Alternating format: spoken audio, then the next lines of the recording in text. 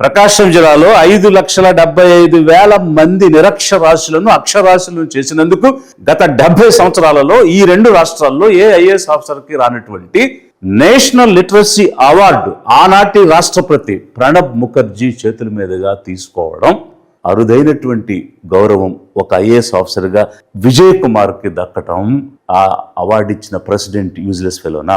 2014 సార్వత్రిక ఎన్నికలు అత్యంత పారదర్శకంగా చేయడమే కాకుండా మొట్టమొదటి ఫలితం అసెంబ్లీ ఫలితాలు, పార్లమెంట్ ఫలితాలు కూడా దేశంలో మొట్టమొదట డిక్లేర్ చేయటం, అత్యధిక ఓటర్ టర్న్అవుట్ రావడం, ఎక్కువ మంది వచ్చి ఓట్లు వేసుకోవడం, పారదర్శకంగా ప్రశాంతంగా జరగడం అనేటువంటి అంశాల మీద ఒక కలెక్టర్గా ఐఏఎస్ ఆఫీసర్ విజయ్ కుమార్కి ఎలక్షన్ కమిషన్ ప్రత్యేకమైన అవార్డు ఇచ్చి 25,000 రూపాయలు క్యాష్ ప్రైజ్ కూడా ఇవ్వడం అంటే ఎలక్షన్ కమిషన్ యూజ్లెస్ ఫెలోనా?